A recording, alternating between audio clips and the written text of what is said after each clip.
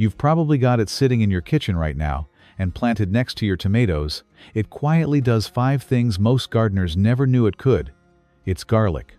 Plain old garlic. Not a fancy spray. Not a powder you mix in a bucket. Just a clove, tucked into the soil beside your tomato plant. Most folks walk right past this idea. They figure garlic is for the dinner plate, not the garden bed. But the gardeners who came before us knew better. They planted garlic alongside their tomatoes year after year, out of plain habit, and they grew some of the healthiest plants you ever saw. When everybody started reaching for store-bought bottles instead, that simple trick slipped through the cracks and got forgotten. So today I'll walk you through 5 things a little garlic does for your tomatoes, one at a time, nice and clear. I'll give it to you straight too. Some of these are rock solid, and I'll say so. A couple are more of a quiet helping hand, and I'll say that too.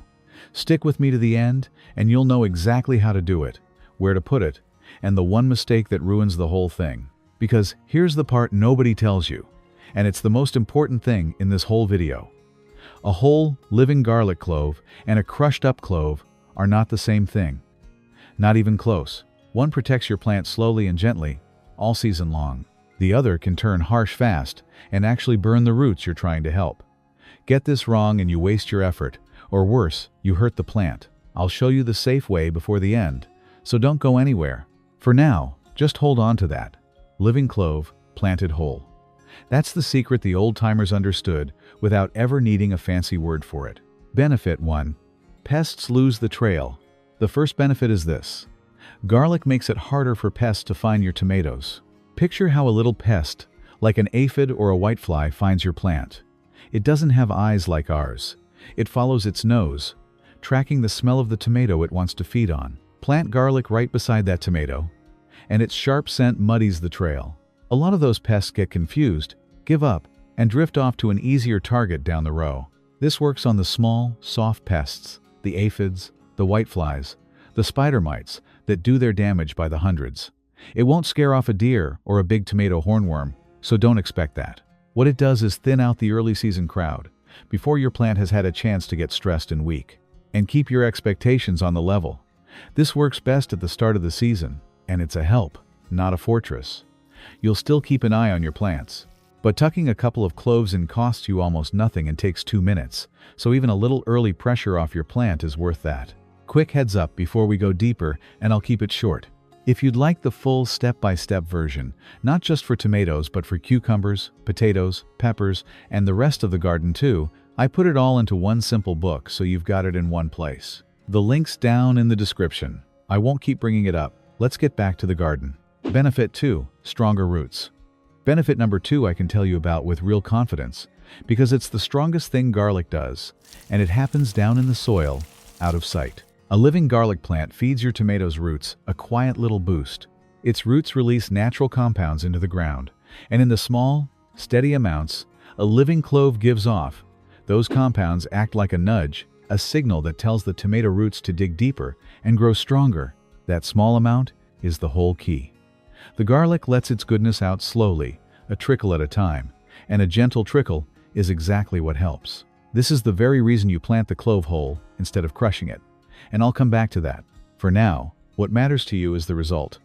A tomato with deeper, stronger roots drinks better, feeds better, and stands up to a hot, dry August far better than a plant sitting on a weak, shallow root system. Strong roots are the foundation of everything else, and garlic gives them an honest head start. Benefit 3. Tired soil gets a break. The third benefit moves from the roots to the ground itself, and this one catches people off guard. If you grow tomatoes in the same bed year after year, the soil starts to act tired. Garlic won't magically reset that ground, but its root compounds help take the edge off that worn-out feeling. Let me put it plain. Tomatoes leave a little something behind in the dirt every season, leftovers from their own roots that make life harder for the next batch you plant in that same spot. It's the soil getting worn down by the same crop over and over. If you've ever noticed your tomatoes doing a touch worse each year in the same bed, even when you do everything the same, that's often what's happening underneath. It's not you, and it's not the weather. The compounds from garlic roots help clear some of that buildup, so the ground isn't working against your new plants as hard. If you garden small, a few raised beds, a patch by the fence, you probably can't move your tomatoes to fresh ground every year. You're stuck in the same spot. If that's you, this might be the best reason of all to slip some garlic in among them. You keep the bed you've got, and the garlic helps it stay in shape. Benefit 4. A hand against blossom end rot. Now we come back up out of the soil, and to a heartbreak every tomato grower knows. Benefit number 4. And here I have to give it to you straight, because I've seen this one oversold. Garlic does not cure blossom end rot. It usually comes from calcium not reaching the fruit properly, most often because the watering's been uneven. But when the root zone is healthier and the soil stays steadier, the plant has a better shot at moving water and nutrients where they need to go. If you've never heard the term blossom end rot, is that gut punch where a tomato's coming along beautiful, and then the bottom turns dark, sunken, and ruined. Folks blame disease or something in the air. It's neither. It comes down to the plant not getting enough calcium to the bottom of the fruit at the right moment, and the usual culprit is watering that swings from bone dry to soaking wet. So here's the real picture. The main fix is in your hands: steady watering and a good layer of mulch to hold the moisture even. Garlic doesn't replace that. What it does is support the plant from below, so it's better set up to carry that calcium through. Do the watering right, let the garlic back you up, and you tip the odds your way. Benefit 5. Better fruit. And the 5th benefit is one you'll taste for yourself, right at the kitchen table. You know the difference between a real tomato and a sad one. A stressed, struggling plant gives you fruit that's pale, watery, thick-skinned. You slice it open, and it's got no smell, no punch, tastes like store-bought cardboard. That's a plant pouring all its energy into just surviving, with nothing left over for the fruit. Flip that around. When a plant isn't fighting off pests, and the ground under it is alive and feeding it well, it's got energy to spare, and it spends it on the fruit. More sweetness, deeper red, more of the good stuff packed inside.